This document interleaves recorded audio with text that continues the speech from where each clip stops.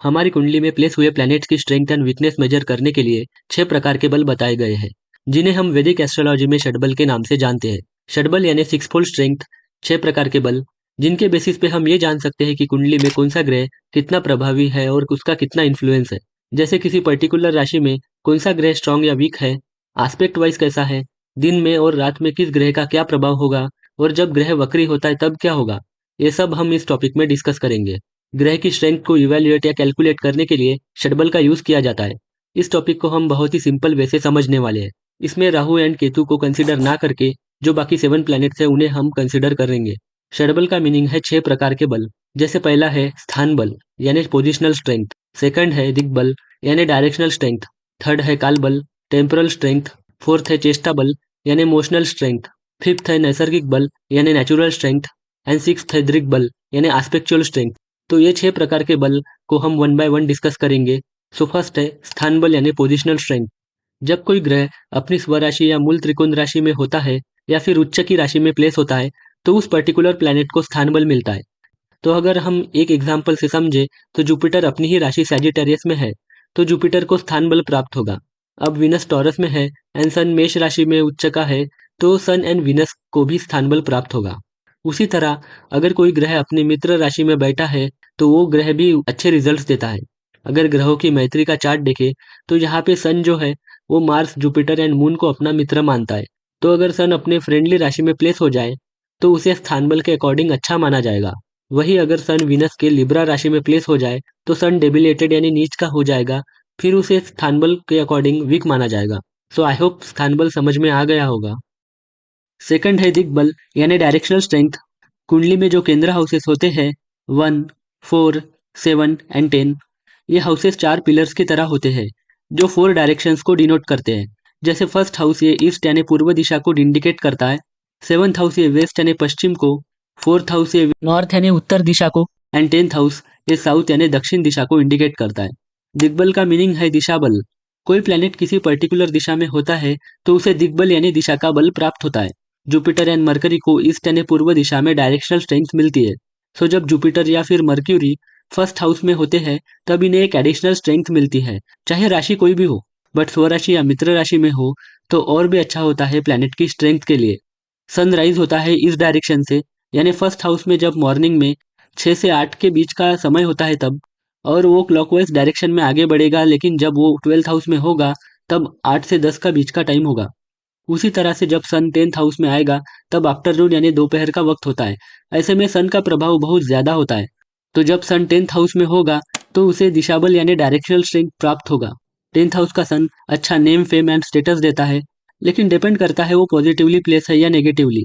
तो आफ्टरनून में सन 10th house में होता है, लेकिन उसके ठीक अपोजिट जब 4th हाउस में सन होता है तब मिडनाइट यानी मध्य रात्रि का वक्त होता है। ऐसे टाइम पे मून प्रभावी होता है। सो मून को 4th हाउस में दिग्बल प्राप्त होता है। 4th हाउस एक सौम्य हाउस है और यहाँ कंफर्ट एंड लग्जरी का कारक विनस को भी दिग्बल मिलता है। सो 4th हाउस में मून एंड विनस दोनों ही वाटर एलिमेंट्स के प्लैनेट को डायरेक्शनल स्ट्रेंथ मिलती है। 10th हाउस कर्म का भाव है। कर्म करने के लिए एनर्जी होनी चाहिए, तभी एम्बिशन एंड गोल को अचीव करने का डिजायर आएगा, नहीं तो व्यक्ति लेजी होगा और प्रोक्रेस्टिनेट करेगा। सो एनर्जी के कारक मंगल है, और मंगल जब 10th हाउस में होता है तब उसे दिग्बल प्राप्त होता है। जब सन फर्स्ट हाउस में होता है तब सनराइज होता है, और जब 10th हाउस में होता है तब आफ्टरनून, एंड 7th हाउस के सन की पोजीशन में सनसेट होता है। क्योंकि सैटर्न डार्कनेस को डिनोट करता है तो 7th हाउस में जहाँ सूर्यास्त होता है वहां पे सैटर्न यानी शनि को दिग्बल प्राप्त होता है। तुला राशि में शनि को दिशाबल मिलने का कारण ये भी है कि तुला राशि को बैलेंस एंड जस्टिस की राशि कहा गया है और शनि भी न्याय के देवता माने जाते हैं। सो सैटर्न को 7th में डायरेक्शनल स्ट्रेंथ मिलती है। तो इस प्रकार से इन 7 प्लैनेट्स को एक पर्टिकुलर डायरेक्शन में दिशाबल मिलता है। एग्जाम्पल से समझे तो फर्स्ट हाउस में कोई भी राशि हो पर फर्स्ट हाउस में जुपिटर या मरकरी दोनों में से कोई भी प्लेस हो जाए तो दिग्बल प्राप्त होगा। यही जुपिटर अगर अपने अपोजिट यानी 7th हाउस में हो तो फिर दिशाबल के पॉइंट ऑफ व्यू से वीक माना जाएगा, फिर चाहे वो अपनी ही राशि में क्यों ना प्लेस हो जाए। ऐसा सेम मर्क्यूरी के साथ भी होगा। अब मून 4th में प्लेस है यानी वृश्चिक राशि में, तो यहाँ चंद्रमा नीच का यानी डेबिलेटेड हो जाता है, लेकिन वीक होने के बाद भी चंद्रमा को दिग्बल प्राप्त होगा। इसका मतलब यह है कि मून कुछ अच्छे रिजल्ट्स भी देगा। तो कोई प्लैनेट अपने दिग्बल से अपोजिट प्लेस हो जाए तो ऐसे कंडीशन में प्लैनेट की स्ट्रेंथ में कुछ कमी देखी जाएगी। सो आई होप कि ये दिग्बल का कॉन्सेप्ट आपको समझ में आ गया होगा।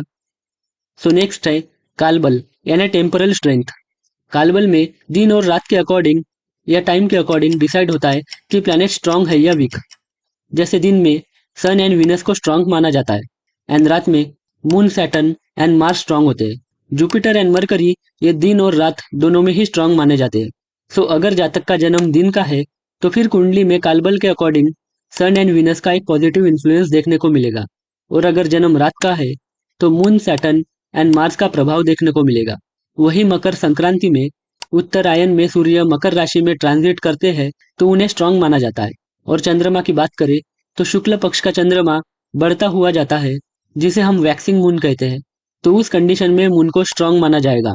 और कृष्ण पक्ष का चंद्रमा घटता हुआ जाता है जिसे हम वैनिंग मून कहते हैं, तो उसे वीक माना जाएगा। इस प्रकार से कालबल में एक स्पेसिफिक टाइम पीरियड के अकॉर्डिंग ग्रहों की स्ट्रेंथ और वीकनेस को देखा जाएगा। अब नेक्स्ट है चेष्टा बल यानी इमोशनल स्ट्रेंथ। जब प्लैनेट वक्री होता है तब उसे चेष्टा बल प्राप्त होता है। कुंडली में वक्र यानी रेट्रोग्रेड प्लैनेट के आगे आर या व लिखा होता है। प्लैनेट को चेष्टा बल मिलने पर उस प्लैनेट में एक एडिशनल स्ट्रेंथ आ जाती है। वक्री ग्रह अगर अपनी नीच की राशि में भी प्लेस हो जाए तो वो अच्छे रिजल्ट्स में कमी नहीं करता, क्योंकि उस प्लैनेट के पास पहले से ही एक एडिशनल स्ट्रेंथ है और वो प्लैनेट आपकी लाइफ को चेंज करने की पूरी क्षमता रखता है। अगर वो प्लैनेट कुंडली में कारक है यानी अच्छे हाउसेस का लॉर्ड है और वेल प्लेस है तो पॉजिटिव रिजल्ट्स देगा, नहीं तो नेगेटिव रिजल्ट्स भी मिल सकते हैं। राहु एंड केतु ये हमेशा ही वक्री रहते एंड सन एंड मून कभी वक्री नहीं होते। तो वक्री ग्रह के कॉन्सेप्ट में हमें 5 प्लैनेट को ही कंसिडर करना होगा, जैसे Jupiter, Saturn, Venus, mercury and Mars. Next है नैसर्गिक बल यानी नेचुरल स्ट्रेंथ। नैसर्गिक बल का जो ऑर्डर है उसमें सबसे कम बल जो है वो सैटर्न यानी शनि का है। फिर सैटर्न से थोड़ा ज्यादा बल मार्स के पास है और उससे थोड़ा ज्यादा बल मरकरी के पास है। सबसे ज्यादा नैसर्गिक बल जो है वो सन का है। डिग्री वाइज सन के पास कोई प्लेनेट आ जाए तो फिर वो प्लेनेट कॉम्बस्ट यानी अस्त हो जाता है। सो नेचुरल स्ट्रेंथ में सन का बल सबसे ज्यादा है, फिर उसके बाद मून एंड देन विनस का है। सो आई होप कि नैसर्गिक बल समझ में आ गया होगा। अब सिक्स्थ और लास्ट बल जो है वो है दृक बल यानी एस्पेक्चुअल स्ट्रेंथ। जब कुंडली में कोई प्लेनेट अच्छे हाउसेस को रूल करता है, जैसे सिंह लगन की कुंडली में जुपिटर 5th हाउस में प्लेस है और मार्स 9th हाउस में, तो जुपिटर का 5th एस्पेक्ट जिसे हम बेनिफिक एस्पेक्ट मानते हैं वो अगर मार्स पे पड़ जाए तो ये उस ग्रह की शुभता को और बढ़ा देता है। इसे हम दृग्बल यानी एस्पेक्चुअल स्ट्रेंथ कहते हैं। अपने एस्पेक्ट के द्वारा अगर कोई प्लैनेट किसी प्लैनेट की शुभता बढ़ा रहा है तो इसे हम दृग्बल कहते हैं। ये जो 6 प्रकार के बल है इनको हम एक एग्जाम्पल से समझते हैं, जैसे कुंभ लगन है और 4th हाउस में विनस रेट्रोग्रेड है। अब जो पहला बल है जिसे हम स्थान बल कहते हैं वो विनस को मिलेगा, क्योंकि विनस अपनी ही स्वराशि में है यानी टॉरस में प्लेस है। अब विनस 4th हाउस में है और अगर दिग्बल का चार्ट देखे तो विनस को 4th हाउस में दिग्बल प्राप्त होता है। सो विनस को दिशा बल यानी डायरेक्शनल स्ट्रेंथ मिलेगा। अब जातक का जन्म दिन का है तो फिर उसे कालबल यानी टेम्पोरल स्ट्रेंथ भी मिलेगा, क्योंकि विनस को दिन में कालबल प्राप्त होता है। विनस रेट्रोग्रेड यानी वक्री होने के कारण विनस को चेष्टा बल भी प्राप्त होगा। नैसर्गिक बल की बात करें तो सन एंड मून के बाद विनस है, तो विनस के पास भी ठीक ठाक नैसर्गिक बल होगा। विनस के ठीक आगे 7th हाउस में जुपिटर है और जुपिटर नेचुरल बेनिफिक प्लैनेट है। जुपिटर का 7th एस्पेक्ट विनस पे है, सो एस्पेक्ट वाइज विनस को दिग्बल भी प्राप्त है। तो इस एक एग्जाम्पल से हमने 1 बाय 1 6 प्रकार के बलों को समझा। सो आई होप कि ये 6 प्रकार के बल समझ में आए होंगे। Thanks for watching.